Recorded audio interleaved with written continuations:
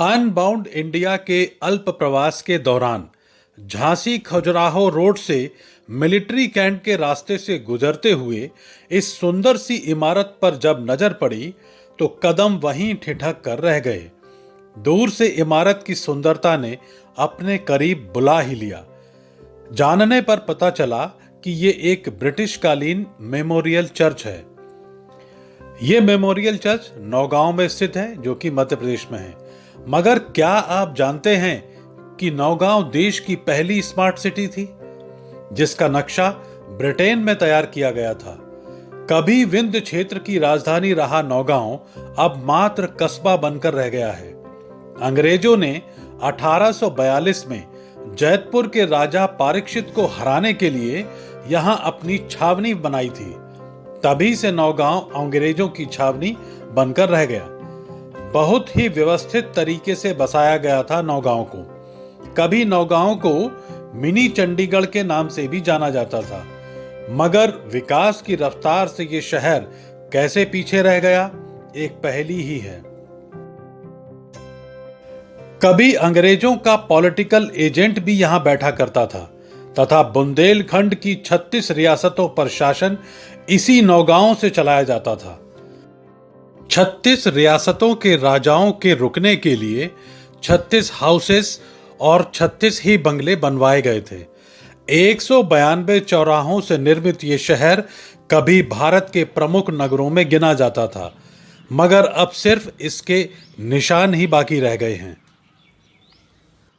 इस चर्च के युवा पादरी विनीश कुमार सिंह ने जो हमें बताया वह आप भी सुने। इससे पहले आप मेरे चैनल को सब्सक्राइब जरूर करें और स्टोरी को शेयर जरूर करें। जी, मेरा नाम विनीश है, विनीश कुमार सिंह, और मैं यहीं इस चर्च में पादरी हूँ जी। अच्छा, तो विनीश कुमार सिंह जी, इस चर्च के बारे में दर्शकों को आप क्या बताना चाहेंगे कि ये कब की चर्च है, कब इसकी फाउंडेशन रखी गई, कब ये कंप्लीट हुई? जी, ये ब्रिटिश समय का चर्च है बना हुआ, और जो ब्रिटिश आर्मी थी उस समय ब्रिटिश आर्मी के लोग यहाँ पर आते थे। आप अगर अंदर जाएंगे तो बेंचेस में उनकी जो गन वगैरह रखने की वो खांचे भी बने हुए हैं। और 1869 में इसकी फाउंडेशन है, आधारशिला, फिर 1898 में ये बनकर कंप्लीट हुआ है जी। और करीब इसको लगभग 120 से ज़्यादा वर्ष हो गए हैं इसको बने हुए यहाँ पर। और ये ब्रिटिश समय में जो उनके यहाँ पर काम करने, आर्मी में जितने लोग थे काम करने वाले, जो उनकी यहाँ डेथ हो गई अलग अलग तरीके से, उनकी यादगारी में उन्होंने इसको बनाया। आगे अंदर इसमें एक प्लेट लगी है ब्रिटिश टाइम की धातु की, उसमें सारी बातें लिखी हैं। तो ये ब्रिटिश सोल्जर्स जो थे उनकी जो मार्टियर्स जो थे जी जी, उनके उसका एक मेमोरियल है ये। जी जी जी जी जी, जो उनके यहाँ पर जैसे हर प्रकार के जो उनकी आर्मी में लोग थे, जैसे कोई भी बड़ा पद पे था, ऑफिसर था, अधिकारी था, या उनके ड्राइवर भी थे, उन सब के नाम वहाँ पे लिखे हैं और उनकी यादगारी में ये बनाया गया। उनकी यादगारी में। तो इन बीते सालों में देश भी आज़ाद हो गया है, अब वो अंग्रेज तो यहाँ पर है नहीं जी। इसकी गतिविधियाँ किस तरह से चलती हैं, मतलब कैसे ये यहाँ पर लोग आते हैं? जी, बहुत सारे लोग हैं जो हमारे समाज के हैं, मसीह समाज के, आते हैं सारे। जैसे संडे को चर्च होता है वो होता है, और अलग अलग जो एक्टिविटीज़ हैं, क्रिश्चियन एक्टिविटीज़, वो सब यहाँ पे होती रहती हैं।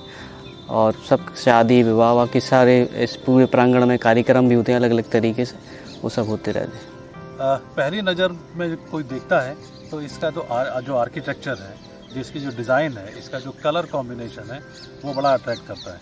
तो ये खास तरीके की कोई डिज़ाइन है ये डिज़ाइन तो जैसे बनाने का जो तरीका है वो यूरोपियन ही है, क्योंकि उसी साइड इसकी बिल्डिंगें बनती हैं, स्लोप वाली सारी वगैरह।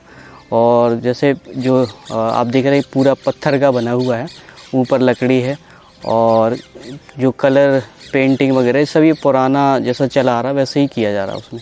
आज की तारीख में इसका मेंटेनेंस को लेकर ऐसा लगता नहीं है कि इसका मेंटेनेंस करते हैं।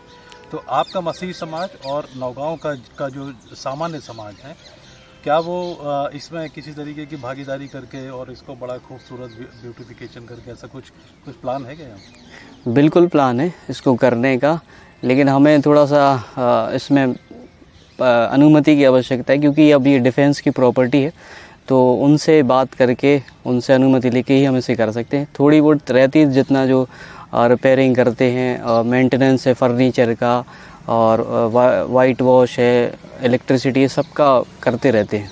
भारत का जो दर्शक है, जो इस स्टोरी के माध्यम से जो इस चर्च को देखेंगे, आप इस देश की जनता को, जो मसीह समाज है, उसके अलावा जो है, उनको आप क्या कहना चाहेंगे कि यहाँ पर लोग आए देखें? क्या कहना चाहेंगे? जी, मैं उनको यही कहना चाहूँ कि आप आइए, अगर आप आ सकते हैं, और अच्छी पुराना मेमोरियल है, बहुत अच्छी हमारी बुंदेलखंड की एक बड़ी धरोहर है, और ऐसी बिल्डिंग आसपास बुंदेलखंड में कहीं नहीं है।